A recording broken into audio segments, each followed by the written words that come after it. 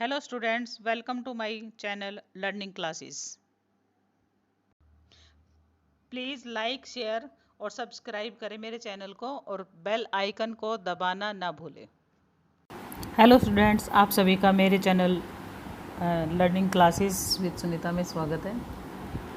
हमारा जो टॉपिक चल रहा था अव्यय, हिंदी का टॉपिक, हिंदी व्याकरण का टॉपिक अव्यय चल रहा है और अव्यय का मैं एक वो करा चुकी हूँ आप लोगों को।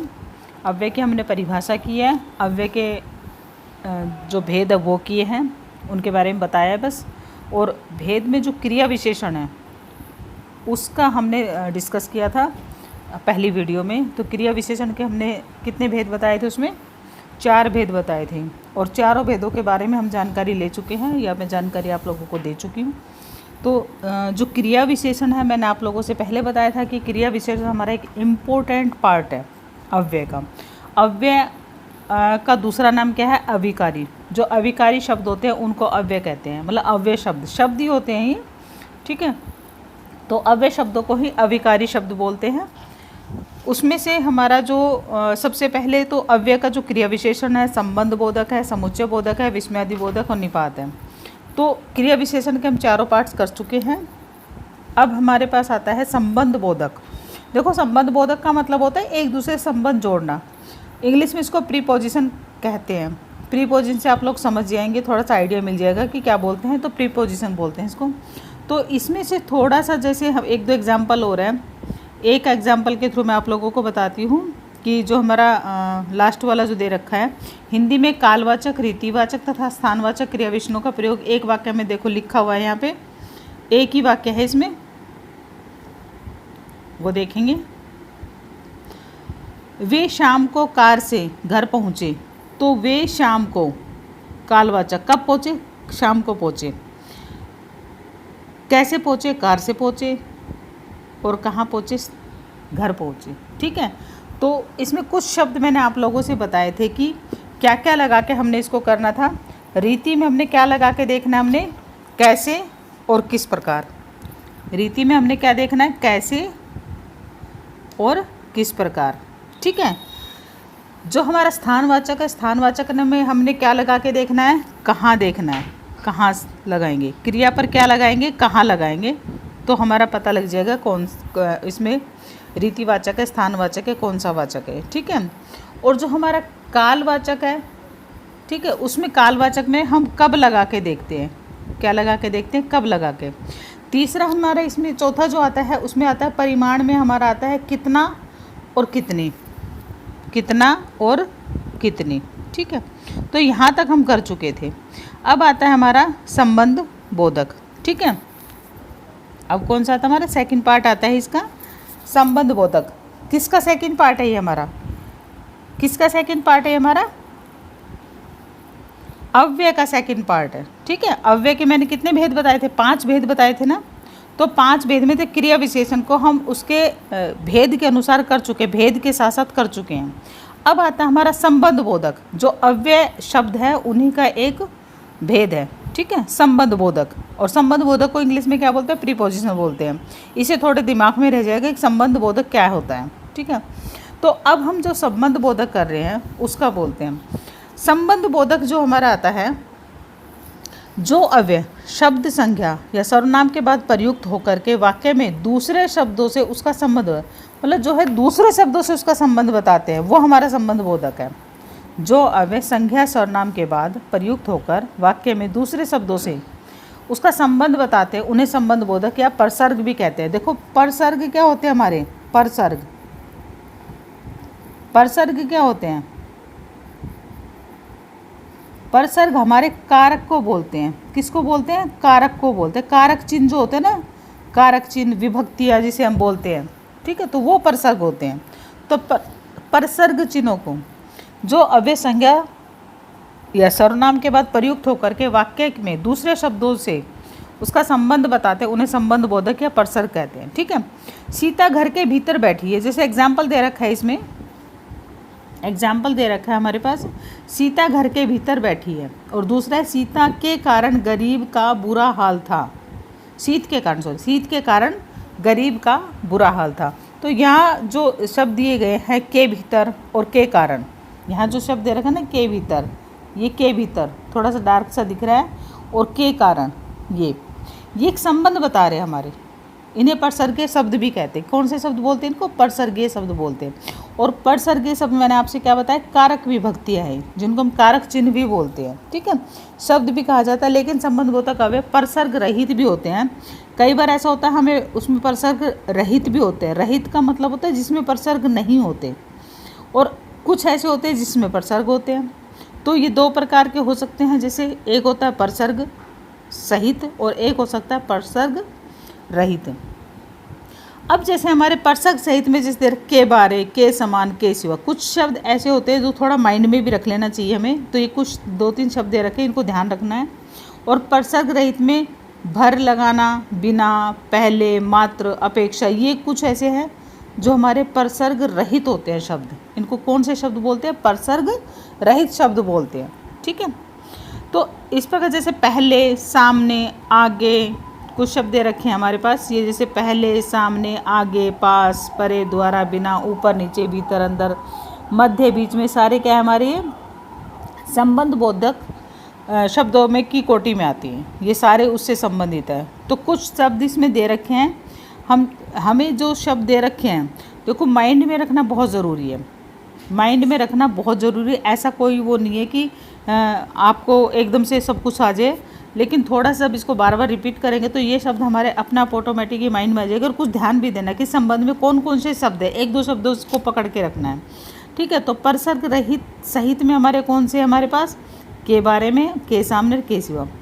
और इसमें जो परसर्ग भर, बिना, ये हमारे कुछ ऐसे शब्द हैं जो परसर्ग रहित में आते हैं। लेकिन इस प्रकार जो सारे ये शब्द दे रखे ना, यहाँ से लेके यहाँ तक, ये सब ये हमारे संबंध की उसमें आते हैं, संबंध बोधक अव्यय ही की कोटि में आते हैं। ठीक है, तो जो हमारे इसमें कुछ शब्द दे रखे ऐसे अर्थ के अनुसार, मतलब कुछ अर्थ के अनुसार जो होते हैं संबंध बोधक अव्यय 8 प्रकार के होते हैं।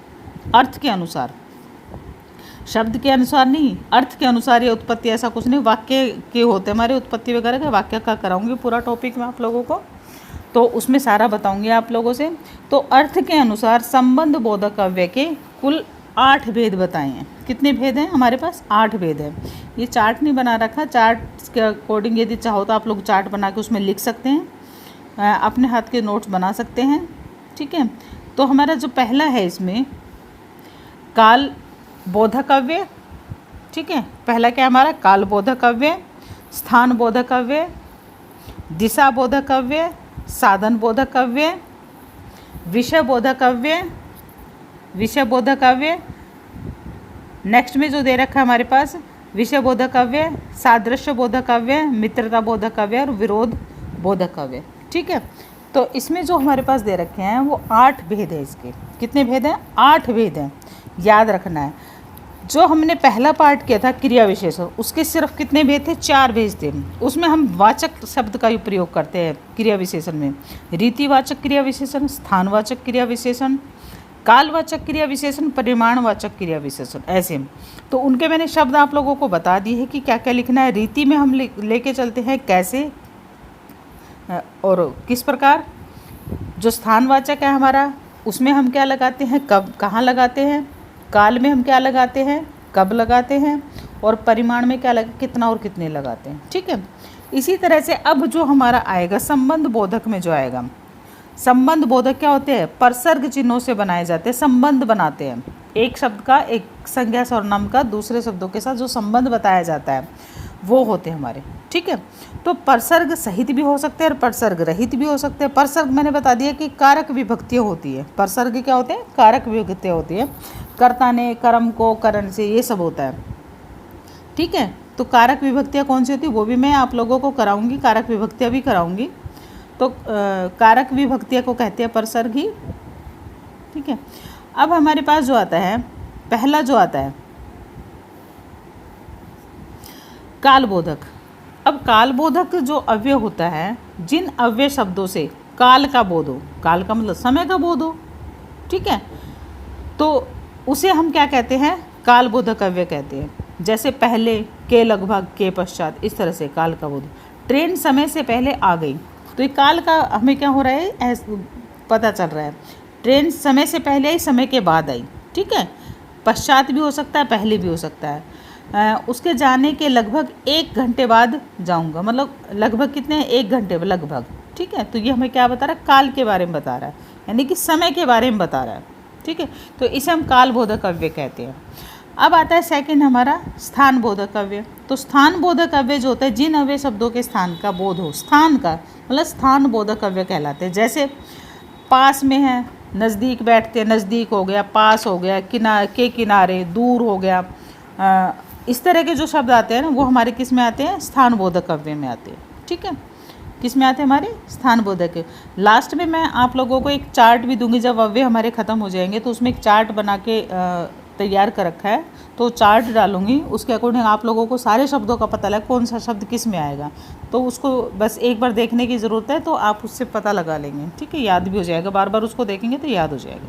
ठीक है, अब हमारे पास आता है स्थान बोधक हमारा हो गया। स्थान बोधक में बताया है कि पास में, दूर है, पास है, नज़दीक है, इस तरह से, के किनारे के।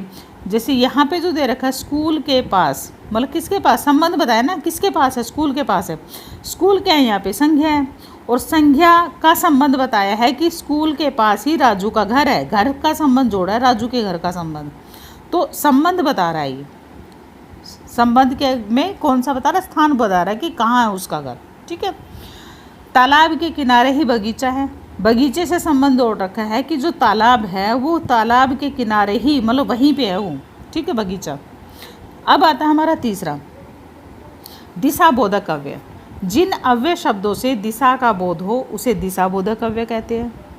ठीक है, दिशा का बोध होता है, दिशा का मतलब डायरेक्शन हो गया ना, तो डायरेक्शन का बोध होगा वही होगा। जैसे कि और के आसपास, मतलब जैसे बोल देते हैं उसके आसपास ही बैठते हैं, या थोड़ा आगे है, इस तरह से जब बोलते हैं तो की ओर, मतलब की ओर जाते हैं, इस तरह के शब्द यूज करते हैं। तो दिशा के बारे में बताते हैं हमें, क्या बताते हैं हमें, की ओर, दिशा के बारे में। घर के पास, आग की ओर मत जाना। आग मतलब आग क्या, हमारा संज्ञा है, और संज्ञा से मत जाना क्या, यहाँ संबंध जोड़ा है, तो आग की ओर मत जाना, और घर के पास, आसपास ही रहना। ठीक है, ये हमारा स्थान दिशा बोधक है। अब हमारे पास नेक्स्ट आता है स्थान बोधक। क्या आता है, साधन बोधक। अब जो साधन बोधक है, साधन बोधक में हमारे जिन अव्यय शब्दों के साधन का बोध हो उन्हें साधन बोधक अव्यय कहते हैं। जैसे कि के द्वारा, के जरिए, के मार्फत, के द्वारा आपके आने की सूचना शाम के द्वारा मिली। किसके द्वारा मिली, शाम के द्वारा। साधन बताया है किस साधन का प्रयोग किया गया है, तो शाम के आने की सूचना, आपके आने की सूचना है। जिसके नाम भी आ सकता है, राम के आने की सूचना, या किसी का नाम जिसका भी रखना चाहे रख सकते हैं, ऐसा कुछ नहीं है। तो ये आपके हमारा सर्वनाम है, आपके आने की सूचना श्याम के द्वारा मिली। ठीक है, तो साधन बताए किस साधन से काम हुआ है, जरिया जिसको बोलते हैं हम, उसके जरिए यह काम होगा। तो ये जरिया देखो, ये जरिया है, किस जरिए से, जरिए उसके जरिए काम होगा। ठीक है, तो ये हमने 4 जैसे करे हैं अभी। कालबोधक अव्यय कौन कौन से हमारे, कालबोधक अव्यय जिसमें समय के बारे में पता चलता है, पहले हुआ, बाद में हुआ, पश्चात हुआ। ठीक है, स्थान बोधक कि क्या पास में है, दूर है, किनारे पर है, जिस तरह से। दिशा बोधक, दिशा के बारे में, के और के आसपास। साधन बोधक कि किस जरिए से काम किया जा रहा है। ठीक है, तो वो साधन बोधक में आता है। अब हमारे पास आता है 5वां। ठीक है, इसका क्या है, 5वां जो हमारा भाग है, संबंध बोधक के 8 प्रकार है। कितने प्रकार है, 8 प्रकार है। क्रिया विशेषण कितने प्रकार का था, 4 प्रकार का, और संबंध बोधक कितने, 8 प्रकार के। अब आता है हमारे पास 5वां, विषय बोधक अव्यय। जिन अव्यय शब्दों से विषय की जानकारी प्राप्त हो वे विषय बोधक अव्यय कहलाते हैं। विषय की, ठीक है, तो जैसे के बारे और के बाबत, की बाबत, 2 मेन शब्द है इसके, के बारे और की बाबत। ठीक है, जैसे के बारे और की बाबत। गांधी जी के बारे में बहुत कहा गया है। विषय बोधक, विषय मतलब उनके विषय में कहा गया है। और मोहन की बाबत बात करने आया हूँ, मतलब मोहन के बारे में बात करने आया। ठीक है, तो विषय बताए, विषय बोधक अव्यय कहलाते हैं। नेक्स्ट जैसे हमारा आता है 6ठा जो इसका भाग है, सादृश्य बोधक अव्यय। सादृश्य, सादृश्य का मतलब उसके जैसा दिखाई देने वाले, एक जैसा, सादृश्य। ठीक है। जिन अव्यय शब्दों से सादृश्यता का बोध हो वे सादृश्य बोधक अव्यय कहलाते हैं। सादृश्यता का बोध हो अव्यय सादृश्य का, जैसे के समान उसके समान है, की भांति मतलब उसके समान है, के योग्य उसके योग्य है, की तरह के अनुरूप। तो इसमें कुछ शब्द दे रखे हैं, के समान, की भांति, के योग्य, की तरह, के अनुरूप। तो ये शब्द दिए हैं, तो इसके अकॉर्डिंग हमारा सादृश्य मतलब उसके समान है, कहने का मतलब ये है। तो इस जैसे गांधी जी के समान सत्यवादी बनो, मतलब उनके समान बनो, ठीक है, तो सादृश्य उन्हीं की तरह। सीता सावित्री की भांति जीवन जियो, तो उनकी भांति जीवन जियो, तो भांति आएगा उनकी भांति, ठीक है। अब हमारे पास आता है 7वां इसका, मित्रता बोधक अव्यय। जिन अव्यय शब्दों से मित्रता का बोध हो वे मित्रता बोधक अव्यय कहलाते हैं। जैसे कि मित्रता मतलब उसके मित्रता बताएंगे, उसका योग बताएंगे, ठीक है, साथ में मित्रता का शब्द है। जैसे के अलावा, के सिवा, के अतिरिक्त, के बिना, कुछ शब्द इसमें दिए हुए हैं, के अलावा, के सिवा, के अतिरिक्त, ठीक है। मोहन के सिवा मेरा कौन है, मित्रता दिखाइए कि वो उनके सिवा कौन है, वो एक दूसरे इतने मतलब क्लोज, आपस में एक दूसरे इतने मिले हुए हैं कि उसके सिवा उसका कोई नहीं है, वो इतना उसका इतना करीबी है वो, तो मित्रता बोधक कहलाया। मोहन के सिवा मेरा कौन है, रामू के बिना मैं नहीं जाऊंगा, मतलब मैं जाऊंगा तो उन्हीं के साथ जाऊंगा, तो उनके बिना नहीं जाऊंगा, तो रामू के बिना नहीं जाऊंगा।